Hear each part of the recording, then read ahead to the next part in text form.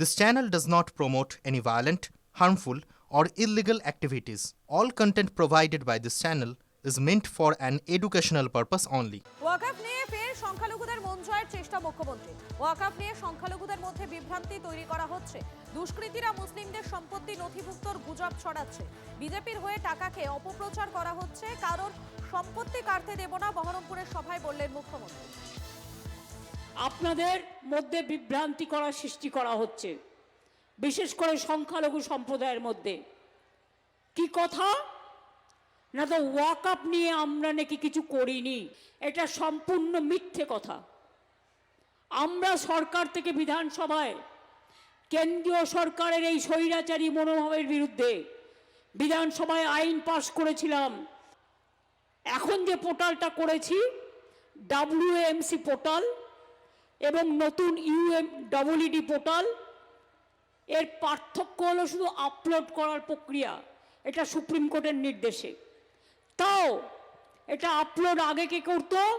ওয়াকফ board. আর এখন upload করবে কে? মতোয়ালিরা। তো মতোয়ালিরা কাদের লোক? মতোয়ালিরা আপলোড করবে করে স্টেট গভর্নমেন্টের ওয়াকফ বোর্ডকে দেবে। সুতরাং নিশ্চিন্তে থাকুন, কারো সম্পত্তি কেউ বেদখল করবে না, এসব মিথ্যে প্রচারে কান দেবেন না। আপনাদের শোনালাম মুখ্যমন্ত্রী মমতা বন্দ্যোপাধ্যায় তিনি কি বলেছেন, এবং তার বক্তব্যের পরিপ্রেক্ষিতে বিজেপি বিধায়ক শঙ্কর ঘোষ কি বলছেন শোনাবো। এর পাশাপাশি কংগ্রেস নেতা অধীর রঞ্জন চৌধুরী তিনি কি বলছেন শোনাবো আপনাদের। উনি কেন্দ্রের সরকারকে তার প্রতিদ্বন্দ্বী মনে করেন। কেন্দ্র রাজ্য একটা যুক্তরাষ্ট্রীয় কাঠামোতে একে অপরের পরিপূরক সরকার হিসেবে কাজ করে। কেন্দ্রে আইন ঘোষণা হয়ে যাওয়ার পরে সেই আইনের বিরোধিতা করতে গিয়ে নিজের মতন ইন্টারপ্রিটেশন দেওয়া, নিজের মতন তার ব্যাখ্যা দিয়ে মানুষকে বিভ্রান্ত করা, এটা হচ্ছে রাজ্যের মুখ্যমন্ত্রীর অভ্যেস। সেই অভ্যেসের প্রকাশ হচ্ছে। মমতা ব্যানার্জি আবার বাংলার মুসলমানদের সঙ্গে খুব বড় ধাপ্পাবাজি করছেন। পশ্চিমবঙ্গের বিধানসভায় কখনো ওয়াকফ বিল পাশ করার বিরুদ্ধে কোনো প্রস্তাব গৃহীত হয়নি। আমি তো পশ্চিমবঙ্গের মুখ্যমন্ত্রীকে বলবো, এই ওয়াকফ সম্পত্তির অবস্থান কোথায় তার একটা শ্বেতপত্র প্রকাশ হোক। এই ওয়াকফ সম্পত্তি পশ্চিমবঙ্গে লুট হচ্ছে, বেদখল হচ্ছে, প্রমোটারদের হাতে চলে যাচ্ছে। একটা নয়, শয়ে শয়ে। আবার মুর্শিদাবাদে এসে সংখ্যালঘু মুসলমান সম্প্রদায়ের মানুষকে আবার ধাপ্পা দিয়ে মিথ্যা কথা বলে নাটক করে তাদের মাসিহা সাজার চেষ্টা করে তিনি চলে গেলেন। বাংলার মুখ্যমন্ত্রী এই বাংলার মুসলমানের কাছে মাসিহা নয়, বাংলার মুসলমানের কাছে সে মুসিবত। ওয়াকফ নিয়ে মুখ্যমন্ত্রীর অবস্থান স্পষ্ট নয়, দাবি ফুরফুরা শরীফের পীরজাদা তহা সিদ্দিকী। মমতা ব্যানার্জি কি মুসলমানদের কাছ থেকে বিশ্বাসটা হারিয়ে ফেলছে? যে মমতা ব্যানার্জি যিনি বলেছিলেন ওয়াকফ আইন যে নিয়ে এসেছে ওটা বলবৎ করতে দেবো না, ওটা আইনের পরিণত করতে দেবো না, কিন্তু তিনি আজকে প্রত্যেকটা ডিএমকে বলছে তাদের পোর্টালে তাদের এটা তুলতে। তাহলে মুসলিমদের নিয়ে এই ছিঁড়াছিঁড়ি কেন, কিসের জন্য? বাংলার মানুষ মমতা ব্যানার্জিকে সম্প্রীতির একটা কাণ্ডারি হিসাবে আমরা বাংলার মানুষ ধরে আছি, কিন্তু তিনি আজকে একবার সাপের মুখে চুমু দেবে, একবার ব্যাঙের মুখে চুমু দেবে। উনি কি করতে চাইছেন সেটা বাংলার মুসলমানদের কাছে এটা খুললাম করুক। আজ থেকেই 26-এর ভোট যুদ্ধে ঝাঁপিয়ে পড়ছে বিজেপি। রাজ্য জুড়ে আজ থেকেই পথসভা শুরু করবে বিজেপি। বিজেপির প্রতি শক্তি কেন্দ্রে শুরু হবে পথসভা। 15ই জানুয়ারির মধ্যে 13,000 পথসভার আয়োজন বঙ্গ বিজেপি। আজ রাজ্য জুড়ে হবে 1300 পথসভা। প্রতিদিন বিকেল 5টা থেকে সন্ধ্যে 7টা পর্যন্ত পথসভা করবে বিজেপি। 15ই জানুয়ারির পর প্রতি বিধানসভায় জনসভা করবে বিজেপি। প্রতি জনসভায় থাকবেন কেন্দ্রীয় নেতৃত্ব। আপাতত অন্তত 7টি সভা করার কথা প্রধানমন্ত্রী। আগামী কাল থেকেই বিজেপির এ রাজ্যে প্রকাশ্য নির্বাচনী অভিযান আমরা শুরু করছি। বিভিন্ন বুথকে নিয়ে 5-7টা বুথকে একত্রিত করে একটি শক্তি কেন্দ্র আমরা গঠন করে সাংগঠনিক কাজ চালাচ্ছি। প্রত্যেকটি শক্তি কেন্দ্রে একটা করে মিটিং আগামী 15ই জানুয়ারির মধ্যে সম্পন্ন হবে, যেগুলো পথসভারূপে। সারা রাজ্যে মোট 13,000 শক্তি কেন্দ্রতেই বিজেপি এই পথসভা করবে। এর পরে পরেই বিধানসভা ওয়ারি জনসভা হবে। আর প্রধানমন্ত্রী এই সভাগুলোর মধ্যে ন্যূনতম 7টি সভা তো উনি করছেনই, তাছাড়াও আরও প্রধানমন্ত্রীর সভা পরবর্তীকালে আমরা পাব।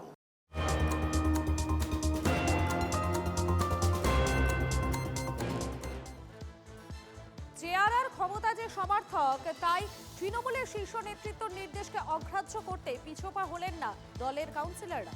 যাদের ইস্তফা দিতে বলা হলো সেই পদত্যাগীরাই চেয়ারম্যান এবং ভাইস চেয়ারম্যান হিসেবে ফের শপথ নিলেন। আর যাকে তৃণমূল চেয়ারম্যান হিসেবে বেছে দিয়েছিল তার নতুন বানানো পাঞ্জাবি থেকে গেল আলমারিতে। বলা ভালো, তৃণমূলের অনুগতরাই একঘরে হয়ে গেলেন।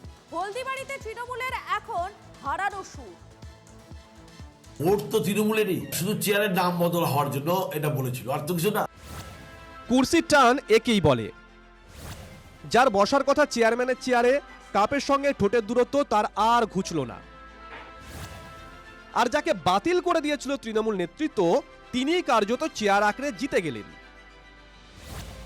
তৃণমূল নেতৃত্বের নির্দেশ অমান্য বিক্ষুব্ধদের পদত্যাগীরাই শীর্ষ পদে শপথ নিলেন। কোচবিহারে হলদিবাড়ি পুরসভা নিয়ে এভাবেই লেজে গোবরে অবস্থা হলো তৃণমূলের। বিদ্রোহীদের চাপে কোণঠাসা অবস্থা বাকি তৃণমূল কাউন্সিলরদের। 2022-এর পুরভোটে হলদিবাড়ি 11টা ওয়ার্ডে জেতে তৃণমূল কংগ্রেস, কিন্তু 2 বছর পর লোকসভা ভোটে মাত্র 1টি ওয়ার্ডে লিড পায় তৃণমূল। 10টিতে এগিয়ে ছিল বিজেপি। আর তারপরেই পুরসভার চেয়ারম্যান ভাইস চেয়ারম্যানের ঘাড়ে কোপ পড়ে, কিন্তু অবাধ্য দুই কাউন্সিলর সত্যে রাজি হলেও প্রতিবাদ জারি রাখেন। তৃণমূল বিধায়ক পরেশ অধিকারীর হস্তক্ষেপও তাতে কাজ হয়নি। চমক লুকিয়েছিল বৃহস্পতিবারে। পুরসভার চেয়ারম্যান ও ভাইস চেয়ারম্যান গঠন নিয়ে বৈঠকে বসেন কাউন্সিলররা। আচমকা এই 7 জন কাউন্সিলর পদত্যাগী চেয়ারম্যান আর ভাইস চেয়ারম্যানকে ফের নির্বাচিত করেন। দলীয় নির্দেশ না মেনে বোর্ড গঠন করায় ওয়াকআউট করেন 3 জন কাউন্সিলর। এই বৈঠকে অনুপস্থিত ছিলেন একজন কাউন্সিলর। পুরনো বোর্ডকে আবার ফিরিয়ে নিয়ে এসে যাতে হলদিবাড়ির যে সমস্যাটা ছিল সেই সমস্যাটা যাতে দূর হয়, শুধু চেয়ারের নাম বদল হলে পরে এটা ভালো দেখায় না, তার জন্য আমরা এই কাজটা করব। তৃণমূল যাদের দায়িত্ব নিতে বলেছিল তারা চোখের সামনে সবকিছু মেনে নিতে বাধ্য হলেন। দলের নির্দেশ অমান্য করে কেউ করেছে কি করেনি সেটা বলার এখতিয়ার আমার নেই। এতটুকু বলতে পারি, আমরা 3 জন দলের নির্দেশের বাইরে যাইনি। ঠিক আছে, এটা কোনো ব্যাপার না। হ্যাঁ, অবশ্যই জানাবো। কিন্তু কিভাবে হলদিবাড়িতে বিদ্রোহীরা তাজ ধরে রাখলেন? সূত্রের দাবি, পরেশ অধিকারী দলের সিদ্ধান্ত মানতে বৈঠক করলেও তার অনুগামীরাই দলের পছন্দ ওড়ালেন। কপাল পুরল জেলা সভাপতি অভিজিৎ দে ভৌমিকের ঘনিষ্ঠদের। ভাগাভাগি মানে কাটমানির একটা বিষয় থাকে, তো হয়তো কাটমানিতে কে কার আগে পৌঁছে দিতে পারবে, কে আগে বেশি পাঠাতে পারবে, তাদেরকেই আবার পুনরায় সেই পদে বহাল রেখেছে। সব মিলিয়ে দলের নির্দেশকে কার্যত অমান্য করা হলো এই পৌরসভায়। এখন দেখার এই জল কত দূর গড়ায়। নীলেশ্বর সান্যাল, TV9 বাংলা, হলদিবাড়ি। রক্তারক্তির ভাঙড়ে রক্তদান শিবির। রক্তদান নিয়েও আইএসএফকে নিশানা শওকত মোল্লার। গরিবদের রক্ত চুষছে আক্রমণে তৃণমূল নেতা। প্রতিযোগিতায় পেরে না উঠে মিথ্যাচার, পাল্টা জবাব নওসাদ সিদ্দিকী। 300 টাকা 350 টাকার একটা কম্বল দিচ্ছে আর গরিব মানুষের রক্ত চুষে নিচ্ছে। রক্ত বিক্রির কোনো অপচক্রের সাথে যুক্ত থাকি, আমার বিরুদ্ধে আইনত ব্যবস্থা গ্রহণ করতে বলুন আপনার সরকারকে।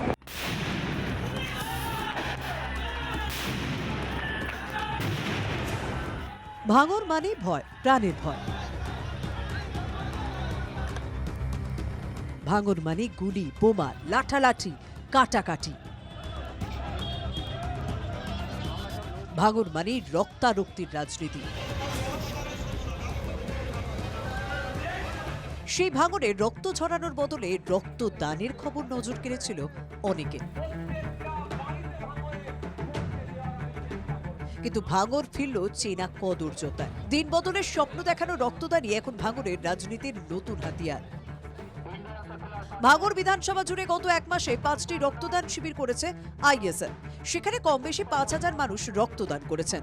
আর সেই রক্তদান শিবির নিয়েও আইএসএফকে আক্রমণ করলেন ভাঙরের তৃণমূলের পর্যবেক্ষক শওকত মোল্লা। প্রাইভেট কোম্পানিগুলোর কাছ থেকে 560 টাকা 70 টাকা করে নিয়ে গরিব মানুষের একটা কম্বল দেওয়ার নাম করে তাদেরকে আকর্ষিত করে তাদেরকে 300 টাকা 350 টাকার একটা কম্বল দিচ্ছে আর গরিব মানুষের রক্ত চুষে নিচ্ছে। পাল্টা ভাঙরের আইএসএফ বিধায়ক নওশাদ সিদ্দিকীর দাবি, প্রতিযোগিতা পেরে না উঠে মিথ্যাচার করছে শওকত। তৃণমূল নেতার উদ্দেশ্যে চ্যালেঞ্জও ছুড়ে দিয়েছেন আইএসএফ বিধায়ক। রক্ত নিয়ে আমরা রাজনীতি করছি না। সরকার সাহেব এই কম্পিটিশন আমাদের সাথে পেরে উঠতে পারছে না। ভাঙনের বিভিন্ন অঞ্চলে এবং বিভিন্ন জায়গাতে আমাদের রক্তদান উৎসবে পরিণত হচ্ছে। মানুষ উৎসবের ন্যায় রক্ত দিতে আসছে, ফলে আমাদেরকে মিথ্যাচার করছে। রক্ত বিক্রির কোনো অপচক্রের সাথে যুক্ত থাকি, আমার বিরুদ্ধে আইনত ব্যবস্থা গ্রহণ করতে বলুন আপনার সরকারকে। রক্তদান মানে জীবনদান, যে ভাঙরে জীবনের দাম নির্ভর করে দুষ্কৃতীদের উপর। সেখানে রক্তদান নিয়েও কাদা ছুড়ে শওকত বোঝালেন, ভোটের টানে কোনো আবর্জনায় তৃণমূলের কাছে অচ্ছুত নয়। সত্যজিৎ মণ্ডলের রিপোর্ট, TV9 বাংলা। আবারও এসে গেল TV9 বাংলা ঘরের বায়োস্কোপ অ্যাওয়ার্ড। সেরা বাছাইয়ে শামিল আপনিও। বাংলা সিরিয়ালে আপনার পছন্দের সেরা জুটি কারা? ইন্দ্রজিৎ তৃণা, পরশুরাম আজকের নায়ক, সৌম্যদীপ অঙ্কিতা, জগদ্ধাত্রী, আরিয়ান রিখিয়া, ভিডিও বৌমা, রিয়াজ অয়ন্নাথ বৌচুরি। tv9bangla.com/ঘরের বায়োস্কোপ সাইটে গিয়ে ভোট দিন আপনার পছন্দের সেরা জুটিকে। TV9 বাংলা ঘরের বায়োস্কোপ অ্যাওয়ার্ডস আসছে TV9 বাংলায়।